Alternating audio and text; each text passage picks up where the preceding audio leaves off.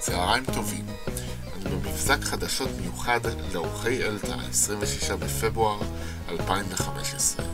בחטיבת אלתא של התעשייה האווירית מציינים היום את פרישתו של אלוף משנה במילואים רפי מילוא לאחר 22 שנים. רפי הגיע לאלתא לאחר 23 שנות שירות בחיל התותחנים, כאשר בתפקידו האחרון היה רפי ראש מחלקת תורת החיל.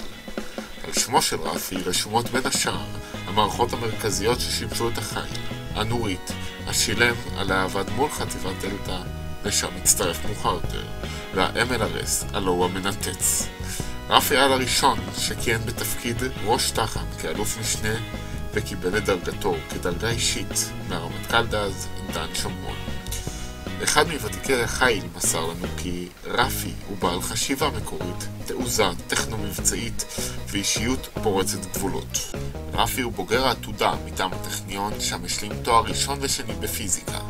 לאחר שחרורו מצה"ל הוצע לרפי תוכנית להשלמת הדוקטורט בפיזיקה, אך רפי החליט כי העיסוק בביטחון המדינה חשוב לו יותר והצטרף לחברת אלתא. בתחילת דרכו באלתא ועד היום היה רפי תחת אותו מנהל, שאומנם שינה מאז את פניו. רפי החל את דרכו בעבודה על פרויקט מקם טיל החץ, הלא הוא האורן הירוק, ונהיה לראש תחום אורנים. על עבודתו בפרויקט זה זכה בתעודת הוקרה במסגרת פרס ביטחון ישראל. לאחר מכן עבר רפי להתעסק עם מקמי כיפת ברזל, שרביט ורז. מבחינת רפי, רז היווה סגירת מעגל, מאחר ובתקופת הצבא הגה את רעיון המקם, אך תוכנית זו לא זכתה לאישור. אגב, הקצין מטעם הצבא, שעבד מול אלתא על הרז, היה אחד מקציניו הצעירים באותה עת ששימש כראש תח"ם. לאורך שנותיו באלתא לא שש רפי להשתמש בקשריו מתקופת הצבא, וזאת על מנת לקדם מטרות חיוניות לביטחון המדינה. היום, לאחר 45 שנה בהם תרם לביטחון המדינה, ובגיל 67 פורש רפי ועובר לקריירה שלישית והיא השלמת הדוקטורט בפיזיקה, הכוללת את הוכחת הזמן כמוחלט, המבוססת בין היתר על תפיסת עבודת המקם כחלק מתפיסת היחסות הפרטית של איינשטיין. מאמרו מתפרסם בימים אלה בירחון הפיזיקס אסייז, וגם נשלח כספר לנשיא לשעבר שמעון פרס. רפי היקר, התחיל בציונות, וזו אינה מילה גסה. אני עוד זוכר שבפעם הראשונה, אחרי שהעמדנו את מערכת אורן ירוק בפלמחים, אמרת שיש ירי במטווח 24 ואולי נראה אותו. וראינו, צהלת משמחה, ואפילו הבאת את קטמר דאז להתגאות בהישג הזה. לתרום לביטחון ישראל הכי חשוב. ואתה הצגת זאת בנאמנות. על תרומתך המקצועית ידברו אחרים, אני רוצה להתמקד בעובדה שאתה איש של אנשים. היכולת שלך לתת מילה טובה לכל עובד, לסייע לכל פעילות, היא זו שהפכה אותך אהוב על כולנו. רפי, אתה פורש מאלתא עם המון הישגים. יש לך טביעת יד בפרויקטים רבים שהקפיצו את יכולת ההגנה של מדינת ישראל למדרגה גבוהה ביותר. אני רוצה לאחל לך לרגל פרישתך פרישה מוצלחת, שתהיה לך בריאות טובה ושתצליח בכל אשר תעשה ותחליט. שנים רבות אנחנו עובדים ביחד, עשינו פרויקטים לא מעטים יחד. אני זוכר אותך תמיד כאדם שמדבר בגובה העיניים, ולעולם היה מול עיניך ערך אחד חשוב שהוא ערך האנשים. כשאני נזכר במערכת כיפת ברזל, אז אני זוכר אותך כאחד החלוצים של המערכת, ואם אפשר לציין את רוח אלתא, אז אתה הדוגמה מבחינתי לרוח אלתא. רפי ידידי, קצת עצוב לי להגיע למעמד זה, אבל רציתי שתדע שאתה באמת אדם אמיתי, ערכי, שלמדתי ממך הרבה, במיוחד ביחס לזולת, לבריות, ובמיוחד לבני האדם וגם לחיות. אתה תחסר לי מאוד מאוד ביום יום להתייעץ, לדבר. אני מאחל לך רק דברים טובים, שיהיה לך אושר מהמשפחה ומהסובבים אותך, מהנכדים שאתה כל כך אוהב, ותהיה עסוק, תמשיך לעסוק בכל הפעילויות שאתה רגיל אליהן, מתמטיקה, משפחה, ורק בריאות טובה לך ולכל המשפחה. רפי היקר, רציתי להודות לך על העבודה המדהימה שעשית במינהל, באלתא, למען ביטחון מדינת ישראל. רציתי להגיד לך תודה אישית ממני על התקופה המאתגרת והמאלפת שעברנו ביחד. מאחל לך רפול שתהנה מהחופש, תהנה מהמשפחה, מהנכדים, ממלכה שאתה מאוד אוהב.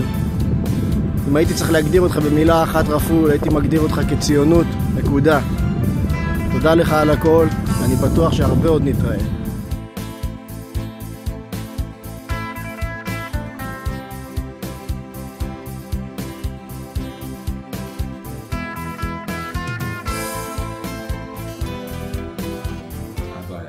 אני זוכר כאילו רק אתמול עמדתי בתור נער בן 15 במחנה צריפין במסיבת הפרישה שלך מהצבא, וכאילו עבר לו רגע וטס לו הזמן, ואנחנו 22 שנה אחר כך מסכמים פה את הפרישה שלך מאלתא. אז אחרי הרבה מערכות שפיתחת, כמו השילן, אורן ירוק, רז, כיפת ברזל, ואני מקווה שלא שכחתי אף אחד מהילדים האחרים שלך, לי באופן אישי הייתה הזכות הגדולה לשרת באחד המערכות שפיתחת, השילם, בתור חייל ומפקד. אני זוכר טוב איך לפעמים תוך כדי פעילות או בסיכומי פעילות שהיינו מקבלים הרבה שבחים על ההצלחה הגדולה שלנו עם המערכת שלך, אם זה הפעלת קנים רבים על מטרות מרובות או פגיעות מדויקות במטרה, הייתי מתמלא בגאווה ואומר לעצמי, זה אבא שלי פיתח את המערכת הזאת. אני חייב לספר לכולם שמעבר לזה שאתה איש עבודה ועשייה בכל רמ"ח איבריך, אתה גם אבא מדהים. אני זוכר בתור ילד שכשהיית נכנס הביתה, ולא משנה אחרי כמה שעות בצבא או בעבודה, היית רואה אותנו הילדים, ותמיד היה נראה כאילו התחלת את היום מחדש. אחד הדברים המיוחדים בך ובאמא, זה שתמיד הייתם חלק מאוד מאוד מרכזי בחיים שלנו. ולא משנה כמה עומס היה בצבא, בעבודה, דיונים לתוך הלילה, תמיד ידעתם להקשיב, לתמוך, לצאת עצה טובה ולמלא תפקיד מרכזי בחיים שלנו, וזה משהו שאני ואשתי ככה אמרנו שנאמץ גם עם הילדים שלנו כמובן. אבאלה, אנחנו מאחלים לך פרישה פוריה, שתמשיך לפרוץ גבולות גם בתחום תורת היחסות והפיזיקה שאתה מאוד אוהב, שנמשיך ליהנות איתך, אנחנו והנכדים שמאוד אוהבים אותך וקשורים אליך, שרק נהנה ביחד. אז אבאלה, תודה לך על מי שאתה ועל מי שאנחנו. גדלנו להיות בזכותך, בזכות אמא. אנחנו מאוד אוהבים אותך וגאים בך. סבא, יש לך פריסה נהדרת, אתה מתוק כמו דבש, ואנחנו אוהבים אותך. אבא דביר, אמא מירב, עומר ואריאל, עידו ואמיר, אנחנו מאחלים לך שיהיה לך בריאות טובה, אושר ושמחה. בא ביום חמישי.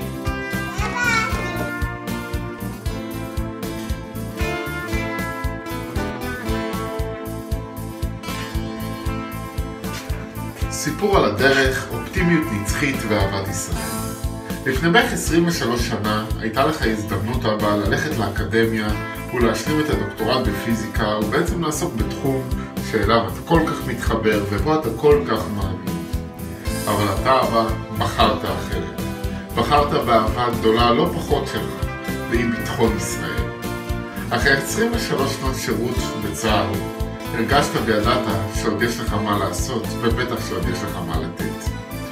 והנה, כעבור 22 שנים נוספות, בהם תרמת ועסקת למען ביטחון המדינה, הגיע הזמן להעביר את מרכז הכבידה למען ביטחון המדע. הזמן הוא מוחלט אבא, וזה כבר כולם יודעים, כי אחרת, איך זה שאנו, אזרחי ישראל, כל כך מוגנים.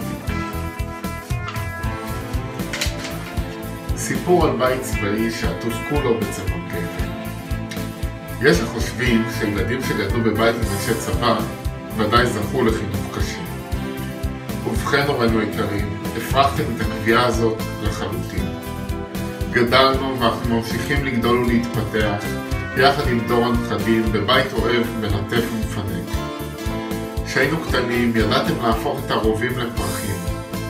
אני זוכר אבא, שתמיד כאשר באת מהצבא לאיזה פעילות בגן, על כתפיך הרצועה והנשק התחלפו במהרה ברצועה עם מצלמה. בכל פעם כאשר היית חוזר מאיזה שליחות לחו"ל, תמיד היית מתלווה לה איזה מזוודה נוספת, די גדולה, מלאה כולה במשחקים איכותיים ומתקדמים. סיפור שלישי ואחרון, סיפור על אישיות ושערים נעולים. זהו סיפור על דמות לחיקוי, ששואלים אותי הרבה פעמים, ממי למדת להיות מי שאתה, אז התשובה היא ברורה. אבא, אני למדתי ממך ועדיין לומד ממך המון. אבל אני רוצה דווקא להתמקד באחד הדברים המרכזיים שאימצתי לעצמי עם האופי שלך, וזה השער הנעול. שהשער נעול זה לא אומר שאין דרך להיכנס למבצע.